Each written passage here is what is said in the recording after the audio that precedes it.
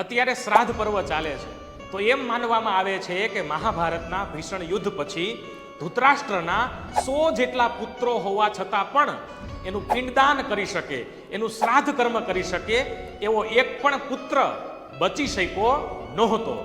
આ વાત સાચી છે કે અધૂરી છે એ તમારે જણાવવાનું છે.